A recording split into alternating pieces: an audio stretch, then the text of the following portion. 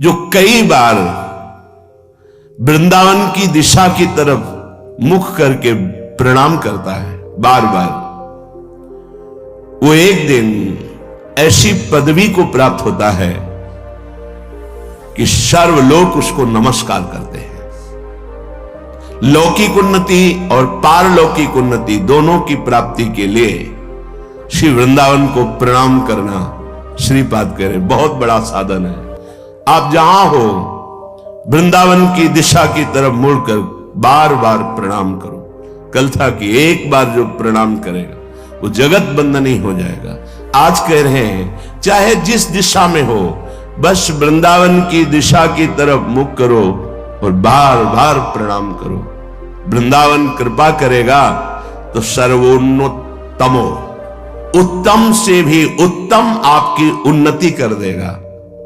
सच्ची मानिए, सबको यही आश्चर्य होता है कि ऐसा कैसे हो सकता है, पर जो नहीं हो सकता है वो भी हो सकता है, जो हो सकता है वो तो हो ही सकता है, जो बिल्कुल नहीं हो सकता वो भी हो सकता है। ऐसा होता है कृपा का स्वरूप। वृंदावन को प्रणाम करने का मतलब समस्त रसिकों को प्रणाम करना, बड़े बड़े परमहंस जो यहाँ खगमृग पशु पंछी के रूप में उनको प्रणाम करना, और प्रिया प्रीतम को प्रणाम करना, यमुना जी को प्रणाम करना, रजरानी को प्रणाम करना, यहाँ की समस्त भगवत स्वरूपों को प्रणाम करना। वृंदावन को प्रणाम कर रहे हैं, इतना सुकृत आपको एक साथ मिल रहा है। इतने महाभागवत, इतने भगवत स्वरूप, इतनी महिमामय भूमि और प्रिया प्रीतम सबको प्रणाम पहुंच रहा है। इसलिए नमन मौलि वृंदा विपिन दिश सर्वोन्नतमो। जो अपनी उन्नति लोक परलोक की चाहता है वो वृंदावन को बार बार प्रणाम करे, ऐसा आदेश करते हैं श्रीपाद। और जो वृंदावन में रह रहे उनको तो प्रणाम करना ही है, क्योंकि हमारे प्रिया प्रीतम का परम सुख वर्धन करने वाला ये वृंदावन है।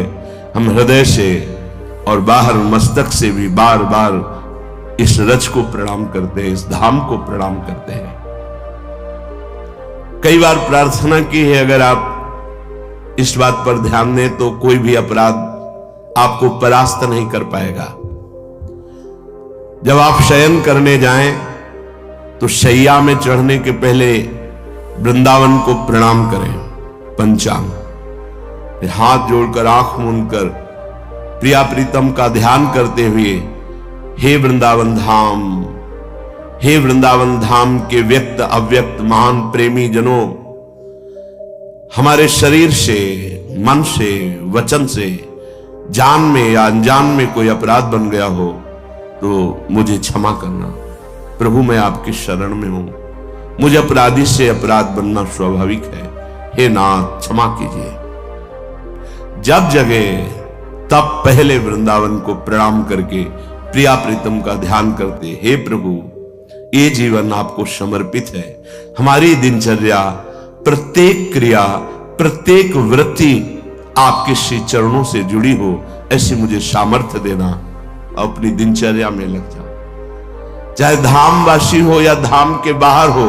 यदि आप ऐसा करते हैं तो देखना आपकी आध्यात्मिक और लौकिक कैसे उन्नति होती है। बड़ी दिव्यता है समर्पण में, आश्रय में। मनात् प्रीतो वृंदावन भुवि समस्तः प्रियतमः। जिसने वृंदावन की भूमि से प्यार कर लिया, वास्तविक जीवन वृंदावन, प्राण वृंदावन, सर्वस्व वृंदावन, सदगुरु वृंदावन। मैं जीवित नहीं रह सकता वृंदावन के बिना, ऐसा जिसके हृदय में आ गया है तो कह रहे हैं समस्त प्रियतमों का प्रीतम बन जाएगा। क्या भाव है?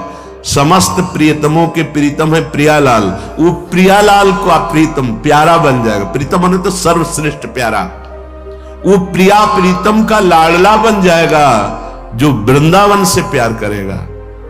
सुनते थे पहले कि वृंदावन पकड़ लेता है, और समझ में नहीं आता था कि कैसे पकड़ लेता है। उनकी कृपा से कुछ कुछ समझ में आने लगा है कि कैसे वृंदावन पकड़ लेता है। कि वृंदावन के बिना हमारा कोई अस्तित्व नहीं है, हम जी नहीं सकते। वृंदावन ही हमारा जीवन है, वृंदावन के बिना हमारे जीवन का कोई अस्तित्व नहीं है। ऐसे पकड़ लिया, सोच नहीं। जैसे हम बिना श्वास के नहीं जी सकते, हम जैसे बिना जल अन्न आदि के बहुत दिनों तक प्राण धारण नहीं कर सकते, ऐसे वृंदावन के बिना हम जी नहीं सकते। जैसे श्वास थोड़ा समय, कितने सेकंड रोक पाओगे, इसके बाद प्राण निकल जाएंगे। ऐसे ही जैसे मछली को जल से कितने समय तक अलग कर सकते हो, वो प्राण छोड़ देगी। ऐसी प्रीति हो जाए वृंदावन से, तो कह रहे वृंदावन क्या करेगा? समस्त प्रियतमों का प्रीतम बना देगा। समस्त प्रियतमों के प्रीतम है श्यामा श्याम, मतलब श्यामा श्याम का वो प्यारा ऐसा लाडला हो जाएगा कि जैसे भगवत रसिक जी कहते हैं, अगर एक पलक झपकने को भी मैं सेवा में हूं और नहीं देख पाए तो भगवत भगवत पुकारने लगते हैं। श्यामा श्याम कहां है भगवत रसिक जी? भगवत रसिक जी ने अपनी वाणी में लिखा कि अगर पलक झपकने के लिए भी इधर उधर सेवा में हो जाऊं तो पुकारने लगते, कहां है? क्यों? इतना प्यार प्रीतम करने लगे हैं। ये वृंदावन की कृपा। ददात किंचिद वृंदावन तनुभृते सर्व भगवत स्वरूप। यदि वृंदावन में वास करने वाले की थोड़ी भी सेवा, ददात दान, जैसे वृंदावन अखंड वास कर रहा है, वस्त्र की सेवा कर दी, भोजन की सेवा कर दी, भगवान ने व्यवस्था करी है तो वास की सेवा कर दी। ये देखा जीवन में वृंदावन वास करना बहुत कठिन है। कल किसी ने प्रश्न किया कि आपका ये बहुत छोटा एकांतिक का स्थान आप बड़ा क्यों नहीं बनवा लेते? आज जो तुम 25 बैठ के सुनते हो तो 25 लाख बाहर सुनते, और सबकी बुद्धि में जो फर्क पड़ रहा है उसका कारण है अध्यात्म। केवल अध्यात्म कभी बिकता नहीं, जो बिकता उसे अध्यात्म नहीं कहते। धैर्य पूर्वक चलना, ये जो साधकों की जीवन व्यवस्था में श्रीपाद कह रहे हैं, ददत किंचित वृंदावन। अगर थोड़ा भी कुछ है, तुम्हारे पास 4 रोटी की व्यवस्था है, 1 रोटी किसी वृंदावन वासी को पवा दो, ऐसी व्यवस्था। अगर आपको व्यवस्था है, सर्दी का समय है, 4 कंबल ले आए किसी ऐसे जो सो रहे फुटपाथ में, जिनके पास ओढ़ने के लिए नहीं, जिनकी व्यवस्था, किसी एक वृंदावन वासी की सेवा हो जाए तो बोले तनुभृते सर्व भगवत विभूतेर भागीशो भवति जगताम तद्भृति परा। वृंदावन वास की व्यवस्था सीधे प्रियालाल की प्राप्ति। ये जीवन धन के लिए नहीं, प्रियाजू के लिए। हां, जब ये सब अपनी अपनी नौकरियां, अपने अपने व्यापार छोड़ करके भगवत मार्ग में आ रहे हैं, तो मेरी महारानी जी उनकी व्यवस्था किसी को भी निमित्त बना करके ऐसे करती। यहां कभी ऐसी भावना नहीं है कि इतने लोग आते हैं ये कुछ दे। सच्ची जो हमारी सेवा में श्री जी की खड़े हैं, उनको पहले से ऐसे पुष्ट कर दिया गया है, और इस जीवन को तो श्री जी ने पहले से ही आवे पे तपा करके, अब ये आकांक्षा थोड़ी है कि कोई दे। हम इसीलिए कभी आप सत्संग में दान धर्म की चर्चा नहीं सुनेंगे, सीधे अध्यात्म की चर्चा। अब ये श्लोक आया इसलिए इसकी व्याख्या कर रहे हैं। तुम्हारी जेब में क्या दम है? अखिल ब्रह्मांडों का स्वामी जिनके आगे माथा झुकाता है, हम उनके दास है, फिर तुम्हारी तरफ देखे तो धिक्कार है हमारे जीवन को। फिर हम जाना ही क्या? फिर जाना क्या? श्रीपाद कह रहे ददत किंचित वृंदावन तनुभृते सर्व भगवत विभूतेर भागीशो भवति जगताम तद्भृति परा। जिसने श्रद्धा करके वृंदावन वास करने वाले को किंचित कुछ सहयोग कर दिया। बड़ा भगवान का विचित्र खेल है। जब उनको जैसी व्यवस्था करनी होती, देखा है, अन मांगे आगे आवेगो जीव पल लागे पल को। विश्वास कर ले सब। आप क्या समझते हो वृंदावन वास कठिन मोरे माई? चिल्ला चिल्ला के रोना पड़ा कि नहीं, मेरा कोई नहीं, अगर आप नहीं रखेंगे तो मैं नहीं रह पाऊंगा वृंदावन। फिर जब नजर हुई उनकी तो आप देख ही रहे हैं। ये हम इसलिए बता रहे हैं कि वृंदावन वासी की अगर इतनी भी सेवा हो गई तो कह रहे हैं कि भगवान की समस्त विभूतियां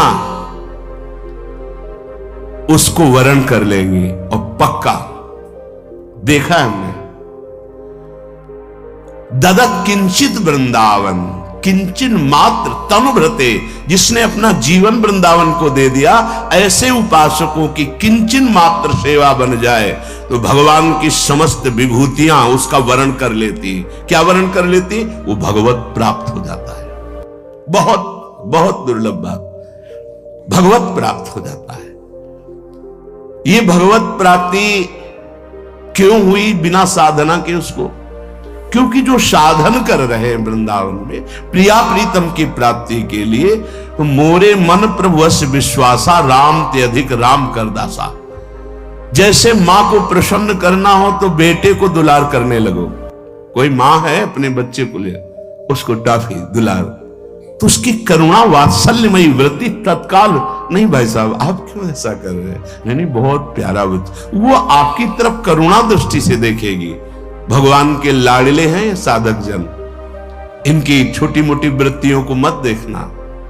जिन्होंने अपना जीवन समर्पित कर दिया है, मेरे प्रभु उनको ऐसे देखते हैं जैसे किसी का इकलौता प्यारा लाडला अधिकारी संपूर्ण वैभव का, ऐसे अपने भक्तों को देखते हैं। जो अपराध भक्त कर करे, राम रोष पावक सो जरे। बिल्कुल सत्य मानना, अगर उनके लाड़िलों को जरा भी आपने दुलार कर दिया तो हरि की सीधे करुणा दृष्टि होती है, जो बड़ी बड़ी साधनाओं से दृष्टि नहीं प्राप्त की जा सकती, वो भगवत प्रेमी महात्माओं की सेवा से दृष्टि प्राप्त होती। गजेंद्र भगवान का भक्त है, उसका उद्धार बाद में हुआ, पहले ग्राह परम पद को पहुंचा, क्योंकि भले वैर भाव से सही उसने चरण पकड़ा था भक्तराज गजेंद्र का।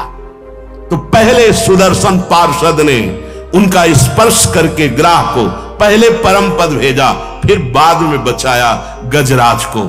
जो भक्त का चरण आश्रय लिए हुए भगवान की करुणा दृष्टि सबसे पहले उसमें जाती। इसीलिए हर वैष्णव संप्रदाय में दास दासोहम की महिमा है। जो भगवान के भक्तों के चरणों की दासता स्वीकार कर ली, वो कैसा भी हो भगवान उसे परम पद देते। अपने भक्तों से भी ज्यादा प्यार अपने भक्तों की भक्ति करने वाले से प्रभु करते। इसीलिए यहां कहा ददत किंचित वृंदावन तनुभृते, जो वृंदावन को अपना शरीर दे चुके हैं, अर्थात अखंड वृंदावनवासी प्रिया प्रीतम के उपासी, ददत किंचित थोड़ा भी, ददत किंचित वृंदावन तनुभृते, अगर थोड़ी भी सेवा की भावना की तो स्वयं भगवान के मार्ग के पथिक बन गए। आप सरिस चाहे सबकी ना, ये इतना कृपालु वृंदावन है। चलो देखो तो निहाल कर देती है श्री जी। वृंदाटव्याम भव्या विदधति न कथम वास्त्र मात्रंच नित्यम। ऐ दुर्भागी, क्यों विषयों में भटक रहा है? ये देखो अपनापन से डांट रहे। यदि तुम परम पद चाहते हो तो वृंदावन आ जाओ। बहुत कठिन है परम पद, पर वृंदावन तुम्हें ऐसा संग प्रदान करेगा कि बहुत सरल हो जाएगा परम पद, बहुत सरल हो जाएगा। दुर्भागी व्यक्ति विषयों में फंसता है। अगर तुम्हें ऐसा लग रहा है कि मैं परम पद के योग्य नहीं हूं, तो बोले श्रीधाम वृंदावन आ जाओ। पक्का आपको स्वाभाविक धाम की कृपा पर कभी संशय नहीं होना चाहिए। एक महाभागवत के द्वारा सुनाई हुई कथा करें कि एक बहुत बड़े ज्योतिषाचार्य जी अपने मित्र के साथ वृंदावन आए। तो उन्होंने कहा, विनोद में उनके मित्र ने कि तुम ज्योतिष का कोई चमत्कार दिखाओ। ज्योतिष शास्त्र सत्य है, पर उसका सम्यक ज्ञान होना चाहिए।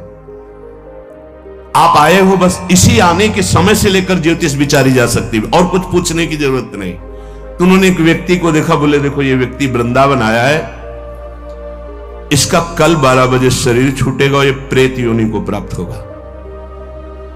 ये महत अपराधी है, पता नहीं कृपा हो गई धाम आ गया।